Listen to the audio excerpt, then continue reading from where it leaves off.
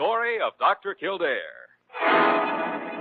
Whatsoever house I enter, there will I go for the benefit of the sick. Whatsoever things I see or hear concerning the life of men, I will keep silence thereon, counting such things to be held as sacred trust. I will exercise my art solely for the cure.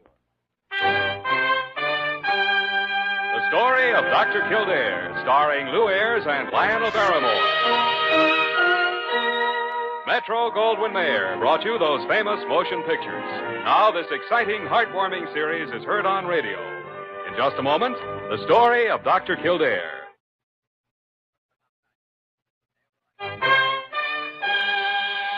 Now, the story of Dr. Kildare, starring Ayres as Dr. Kildare and Lionel Barrymore as Dr. Gillespie.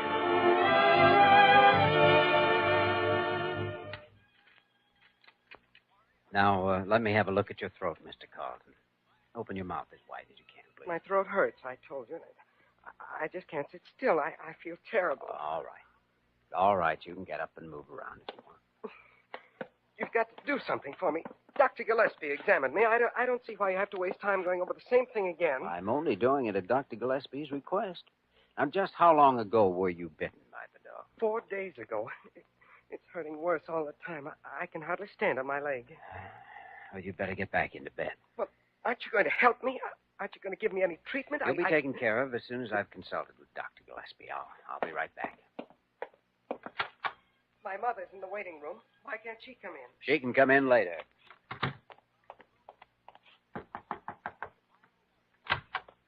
Yeah? Oh, come in. Come in, Jimmy. Come in. I've just examined Mr. Carlton. Well, Jimmy, what did you think? I diagnose it as the onset stage of hydrophobia. 4 days after being bitten by a dog? Ah. Well, I know the usual period of incubation is from 3 to 8 weeks. Or longer. Or longer, yes. But just the same, all the symptoms are present. Anxiety, depression, discomfort in the area of the wound. But he has no fever, Jimmy. Nevertheless, we'd better prepare for Pasteur treatment. Well, I guess there's no choice about that in any case. Until we're certain. Well, we'd better tell his mother. Parker! Parker isn't here, Dr. Gillespie. She's off duty today. Oh, well, Diana. Is Mrs. Carlton out there? Yes, she is. Yeah. Well, will you show her in, please? Of course. Doctor will see you now, Mrs. Carlton. Well, I must say it's about time. Well, Doctor? I'm afraid we may have to start Pasteur treatment on your son, Mrs. Carlton. I knew it. I knew it. I told him. I knew something would happen the day that child next door got that mongrel of his. You mean your son wasn't bitten by a stray dog? No. That dog belongs to a boy named Bobby, a spoiled little brat. I knew that animal would bite somebody, and now my poor Edward is here because You say the boy lives right next door to you? Yes. Thank you. Your son is waiting to see you. He's in room 209. Miss Verner will show you the way. Oh, my poor boy. My poor Edward. Jimmy, you better call Wayman. He can drive out in the ambulance and pick up that dog. Yes, we'll need him for observation. With Carlton showing symptoms of hydrophobia, we don't have time for observation. Huh?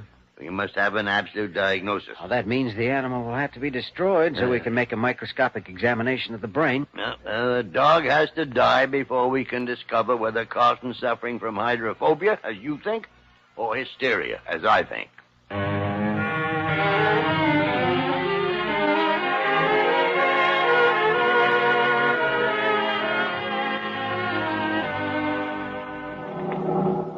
Hey, Doc. There's a kid and a dog playing in that empty lot. I'm afraid the dog we're looking for isn't going to be as playful or as healthy as that one, Joe. Yeah. Guess not. But maybe that kid can tell us where the kid we want to see lives. We'll ask him. Hey, jump now. Come on, Bed. Come on. Hello there, young fellow. Oh, come on. It's a very smart dog you have there. He ought to be smart. He's 1/4 collie. Oh, that makes him very smart then. What's the other 3/4? Nobody knows. Whatever it is, it's good. I'm sure it is. Oh, we're looking for another boy around here and owns a dog, too. His name's Bobby. Well, that's my name. Spot's the only dog in the whole block. Uh-oh. Yeah. Watch out for that animal, Doc. Bobby, has Spot been acting strangely lately? Like he hasn't been feeling well? Why do you want to know? Well, you know Mr. Carlton, who lives next door to you? Who are you? Are you the dog catcher? No, Bobby, I'm a doctor. Mr. Carlton is very sick, and he claims Spot bit him. Sure, Spot bit him. Because that big lug Edward chased me with a broom when I went to get my ball out of his Oh, yard. Bobby, don't get excited, please. He sent you to take Spot away from me, didn't he? Oh, okay. Don't flip your wig. You can't take him. I got a license for him and a new collar and everything. Oh, Bobby, I'm sorry, but we have to take him. For your protection as well as Mr. Carlton's. I'll put a muzzle on him, mister. I'll keep him in the house all the time. But don't take him away. I got him, Doc. Watch your hands, Joe. Bobby, I'll come back tomorrow. I'll drive you over to the dog pound, and you can pick out another dog. One that's half collie, maybe all collie. I don't want another dog. I want Spot. Shall I put him in the ambulance, Doc? Yes, Joe, put him in.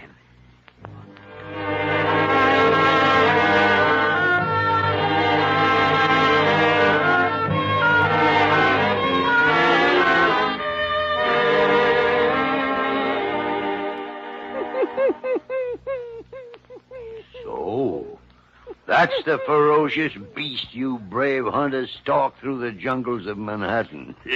Well, I didn't stalk him, Doc. I just followed him until I caught him. Too bad he didn't take a chunk out of you. Oh, I wasn't worried about that, Doc. I figured if he bit me, you'd take care of me. Wayman, if that dog had bitten you, I'd have to treat him for ptomaine poisoning. Now, Dr. Gillespie, I admit the dog seems to be all right, but we can't overlook Carlton's symptoms. The dog can't give rabies unless he's got rabies. Why doesn't the dog show some symptoms? They just aren't manifest yet, I guess. Carlton showed the symptoms early. The dog may develop them late, but he's capable of infecting. Dr. Gillespie, the dog has given some indication of being rabid. Where? When? What? Well, when Wayman and I brought him into the ambulance entrance, I tried to give him some water. He backed away from it as though he were afraid. Now, Jimmy.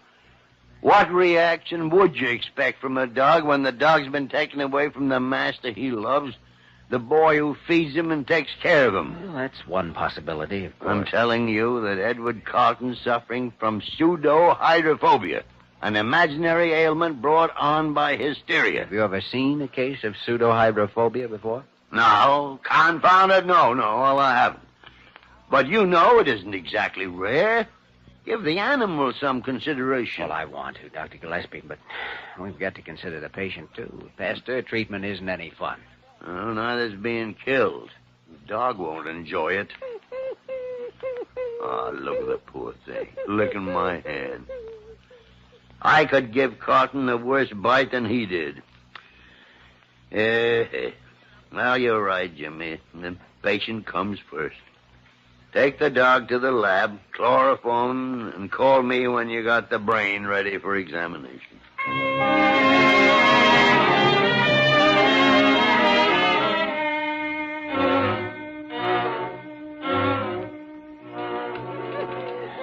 Oh, gee, Doc, can't you call somebody else to hold him? He keeps looking at me with them big brown eyes like I was a bookie who wasn't paying off on his bets. Yeah, and I keep thinking of that boy, Bobby. So think later, please. Make with the chloroform and get it over with. I feel like I'm helping to murder my grandmother. All right, Joe. Hold his head steady. Oh, Doc, will you hurry? I'm telling you, in a minute I'm going to be boiling, and I'll get that stuff so diluted it won't be able to put a flea to sleep. Now what's the matter? Joe, I can't do it. Well, don't look at me. I ain't going to do it. I'm going to hold him for observation instead. Good boy, Doc. You hear what the doc said, boy? How about that, huh? There's a chance Dr. Gillespie is right. But we can't keep the dog here. Why not? Well, if Carew found out about it, he'd make us destroy him. Under the circumstances, it's the prescribed thing to do. Well, you want I should hide him out while he's hot? How good you're in a rooming house. I got a girlfriend in the Bronx. Got a big house and a yard with a kennel cage, and she's nuts about dogs. Matter of fact, she's kind of a dog herself. Well, Would you tell her to keep the dog caged and stay away from him? Oh, sure. I can go up and feed him myself. All right, you go ahead. But if he starts to act strangely, you let me know right away. Sure thing, Doc. Come on. Come on. Dr. Gillespie, you better be right, for both our sakes.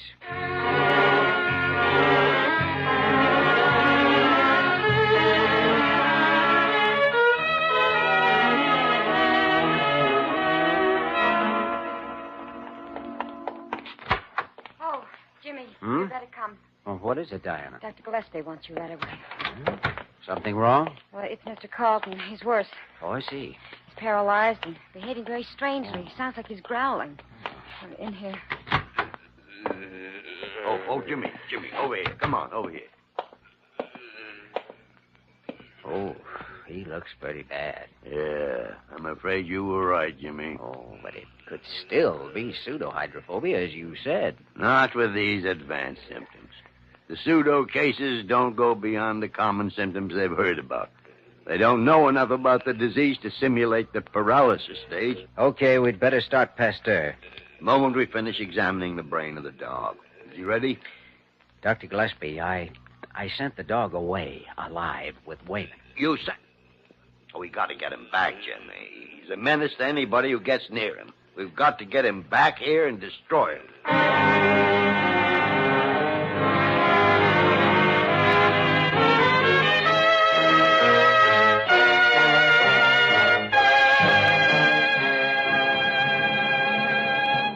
We return to the story of Dr. Kildare in just a moment.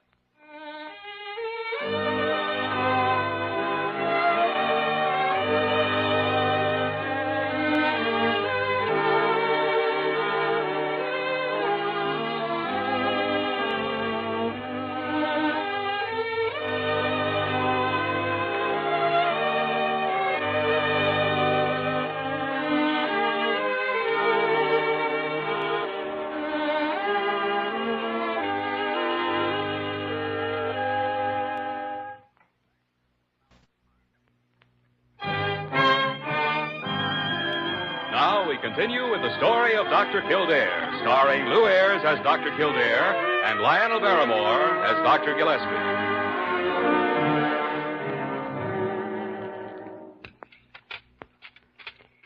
Well, we can start as soon as Wayman gets back here with the dog. If we could only wait and observe just a few days. Oh, too dangerous, Jimmy. I can't help feeling that your first diagnosis is right. I don't know why. Doctor, I gotta see you. Well, Bobby. I tried to stop him, Jimmy, but... It's all right, all right. Well, Dr. Carew saw him and said children weren't allowed. Oh, we'll take care of him, Diana. Just tell Carew that I was expecting him. All right, Jimmy. Bobby owns the dog that bit Carlton, Dr. Gillespie. Oh, I see. Doctor, I sold my bike. And tomorrow, a fellow's gonna buy my skates if he can get the money. But I got $6 right with me. Here. Oh, but Bobby, money can't do Maybe if this. you tell Edward that I'll pay his bill for being sick, maybe he'll tell you to let Spot go. Boy, come over here by me. Come on. Bobby, we all have a lesson to learn in this life. And it's a hard lesson. A lesson that teaches us that money won't buy the things we want most. You're being forced to learn it very early with your dog. Then can't I give Edward some of my blood? A fusion? That helps sick people to get better. Oh, Bobby, that doesn't work in all illnesses, you know. Bobby, don't think I'm a cruel old man. Will you listen to the truth? Yes, sir. Your dog can cause terrible illness if he goes on living. He can harm other people as he's harmed Edward. Would you want that? No, sir. But Spot wouldn't harm anybody. He already has, Bobby. He can't help it. He's a sick dog, and what he has can't be cured for him. Now, will you believe me when I tell you that we're only doing what must be done? Will it hurt him? No, it won't hurt him. Will you go home now, Bobby? I'll come to see you tonight. All right, Doctor. Bobby, Remember, boy, the things we lose in this world aren't lost forever. What we love comes back to us. I know, Doctor. That's what my pa told me when my mom went away. Well, Jimmy, what are you looking so glum about? Same reason you are. Dr. Gillespie, you aren't fooling me. I've known you too long. I'm just catching a little cold. My diagnosis is you're suffering from a small boy under the skin. Dr. Gillespie, give me 1 day. Just 1 day. Jimmy, we can't. We've taken the same oath, and sentiment can't interfere with it, or medicine would go back to the dark ages. All right, then give me an hour. 1 hour. Oh, what can you do in an hour? Talk to any doctor who might have treated Carlton in the past, get his medical history, prove to you that you were right in the first place and that I was wrong. If only he weren't going into the paralysis stage, Jimmy. I might try it. But a layman wouldn't know enough about hydrophobia to simulate advanced symptoms. He might if he'd been told about it since he was admitted. Nobody on our staff would alarm him by giving him such information. I'm not thinking about anybody on our staff. I mean his mother. Oh, Jimmy, she just might be the type to pry into a medical book and try and outguess the doctor. 1 hour, Dr. Gillespie. All right, Jimmy. Thanks. You get the information if there is any.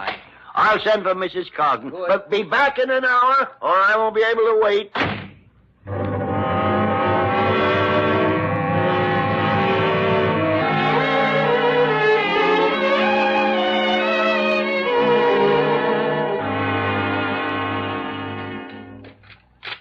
All right, Diana. You don't have to strap him down.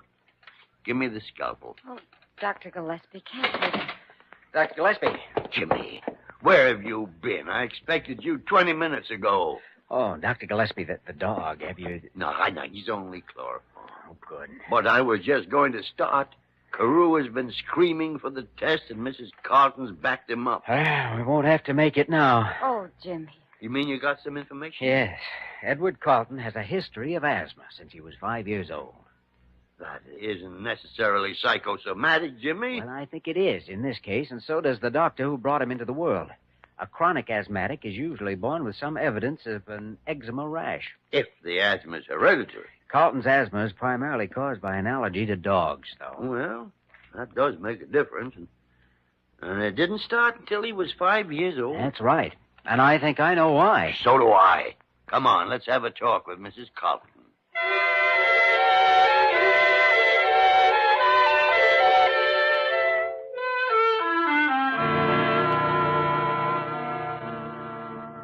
Did he want a dog? Why, of course he wanted a dog when he was a child.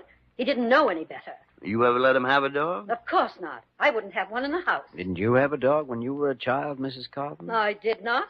My family wouldn't have permitted it. Or didn't you ever want a dog? When you were a child, I mean? Well, I may have wanted one, but I never got one. How old was your son when he started to want one? Oh, how should I remember that? 4, 5? Wasn't his desire for a dog strongest just before he started to get asthmatic attacks? I don't know. And didn't you fill him with a lot of poppycock about dogs being dangerous and unclean? Well, they are. Why are they? Because you had to turn your mind and heart against something you couldn't have? That isn't why Edward is ill. He's ill because a vicious beast bit him. Vicious? And Mrs. Carlton, I want an honest answer to one more question. Now, what did you do between the time your son was admitted this morning and the time you came back to visit him this afternoon? You marched straight over to the library and read everything you could find on hydrophobia, didn't you? And then you came back and told him what he was facing. Well, I thought he should know how sick that dog had made him. How sick you'd made him. When you told him he'd come to a paralysis stage, he displayed that symptom immediately. I think we'd better go see Edward right away, Dr. Gillespie. Yeah. And don't you move out of here till we get back, Mrs. Carlton. I got a few more things to say to you.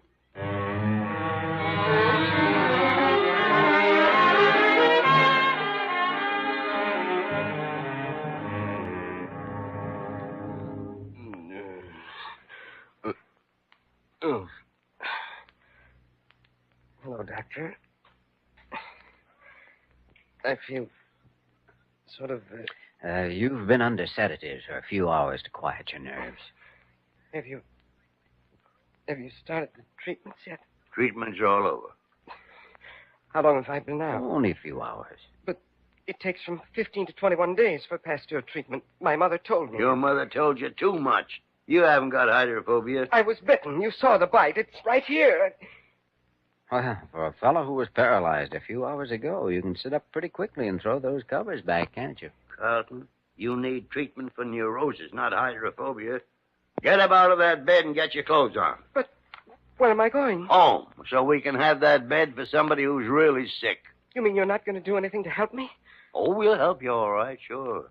I want to see you for an hour a day, every day for the next month. It'll take you that long to realize what a sap you've been.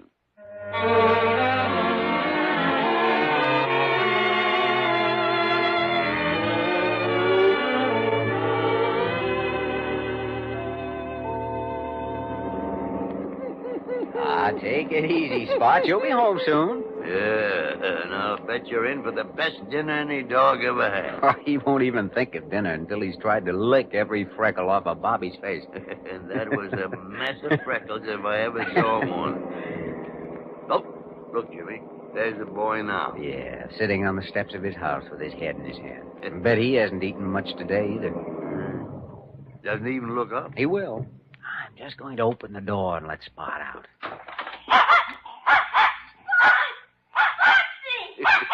Jimmy, there aren't many living things that glad to see each other. I can't tell which one of them is wagging most, boy or dog. Look, he finally saw us. He's coming over. Well, everything all right now, Bobby? Oh, gee, Doctor.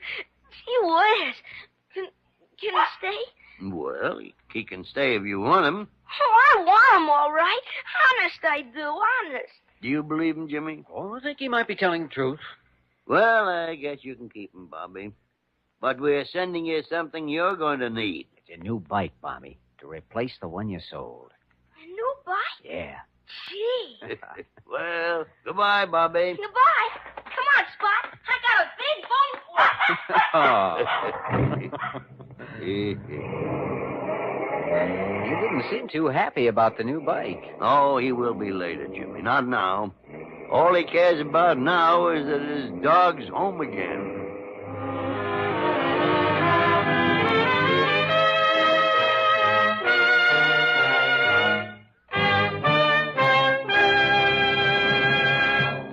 In just a moment, we will return to the story of Dr. Kildare.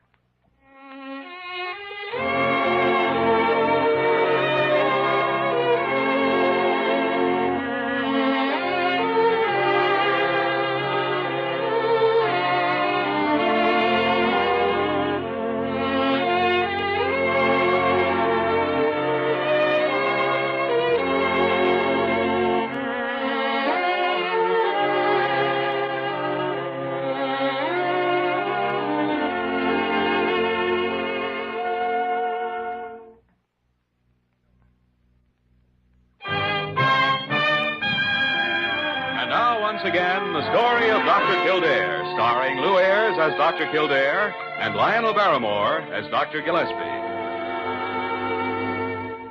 Jimmy, when I think how close we came to ruining that boy's life, it gives me goose pimples. It was close, and wouldn't be easy for a young fellow to get over. Well, Mrs. Carlton and Edward won't give him any more trouble. I noticed Mrs. Carlton when they left here. Come in. Hi. Oh. Dr. Gillespie, I have the tickets you sent me for. Oh, yeah. Thank you. Just put them down there on the desk, Diana. 2 for the dog show and 2 for the new play at the Mohawk tomorrow night. Well, my dear doctor, does this mark the opening of your private social season? Well, I thought I'd relax a little, Jimmy. Good. But I just remembered I can't go to the Mohawk Theater tomorrow night. Oh, well, that's too bad, Dr. Gillespie. Shall I take the tickets back and get a refund? Oh, no. I hate people who buy things and keep on returning them. Here, Jimmy, you take them. You're free tomorrow night. Oh, but I... I'm sure one of the nurses will be happy to go with you. Perhaps Nurse Verner. I'd better get back to my patient. Oh, sure. Yes. Run along. Dr. G. Well, confound it, Jimmy. You don't want the tickets to go to waste, do you? Dr. G, there are times when you're as subtle as an outbreak of bubonic plague. Well, she's a nice girl. All right. You win. And thanks. Well, what about those other tickets for the dog show? They're for Edward Carlton and his mother. Who knows? They may buy a dog. It'd help make them better human beings. Certainly would. But I know something they won't find in that show. They'll never find a smart dog that's 1/4 collie. No, Jimmy, I'm afraid they won't.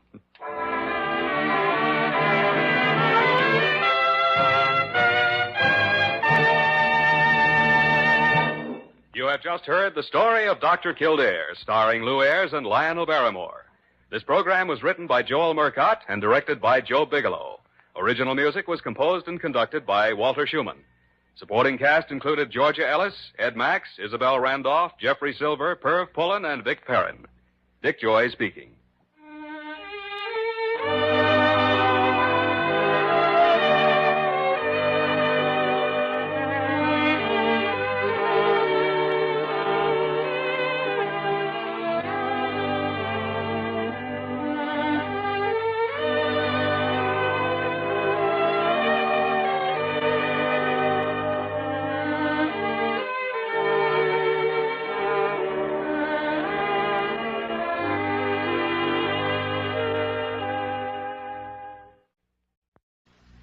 Jimmy, you better call Wayman. He can drive out in the ambulance and pick up that dog. Yes, we'll need him for observation. With Carlton showing symptoms of hydrophobia, we don't have time for observation. Huh? We must have an absolute diagnosis. Well, that means the animal will have to be destroyed so we can make a microscopic examination of the brain. No, the dog has to die before we can discover whether Carlton's suffering from hydrophobia, as you think, or hysteria, as I think.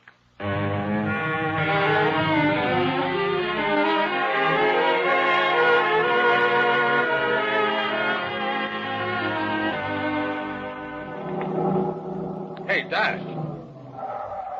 There's a kid and a dog playing in that empty lot. I'm afraid the dog will. Yeah? Oh, come in. Come in, Jimmy. Come in. I've just examined Mr. Carlton. Well, Jimmy, what did you think? I diagnose it as the onset stage of hydrophobia.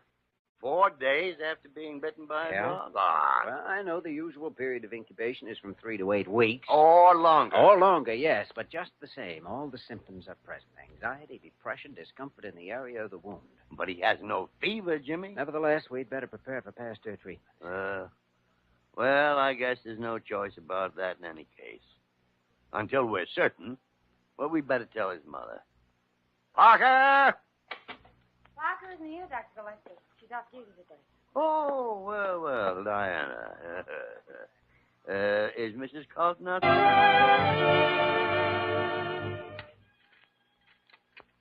Now, let me have a look at your throat, Mr. Carlton. Open your mouth as wide as you can, please. My throat hurts, I told you. I just can't sit still. I feel terrible. All right. All right, you can get up and move around if you want. You've got to do something for me. Dr. Gillespie examined me. I don't see why you have to waste time going over the same thing again. I'm only doing it at Dr. Gillespie's request. Now, just how long ago were you bitten by the dog? 4 days ago. It's hurting worse all the time. I can hardly stand on my leg. Well, you'd better get back into bed. Well, aren't you going to help me? Aren't you going to give me any treatment? You'll be taken care of as soon as I've consulted with Dr. Gillespie. I'll be right back. My mother's in the waiting room. Why can't she come in? She can come in later. There? Yes, she is. Yeah. Well, will you show her in, please? Of course. Doctor will see you now, Mrs. Carlton. Well, I must say it's about time. Well, Doctor? I'm afraid we may have to start pasteur treatment on your son, Mrs. Carlton. I knew it. I knew it. I told him. I knew something would happen the day that child next door got that mongrel of his. You mean your son wasn't bitten by a stray dog? No. That dog belongs to a boy named Bobby, a spoiled little brat. I knew that animal would bite somebody, And now my poor Edward is here because You of say that... the boy lives right next door to you? Yes. Thank you. Your son is waiting to see you. He's in room 209. Miss Verner will show you the way. Oh, my poor boy. My poor Edward. The story of Dr. Kildare. Whatsoever house I enter, there will I go for the benefit of the sick. Whatsoever things I see or hear concerning the life of men, I will keep silence thereon, counting such things to be held as sacred trust. I will exercise my art solely for the cure. The story of Dr. Kildare, starring Lou Ayres and Lionel Barrymore. Metro Goldwyn Mayer brought you those famous motion pictures. Now this exciting, heartwarming series is heard on radio. In just a moment, the story of Dr. Kildare.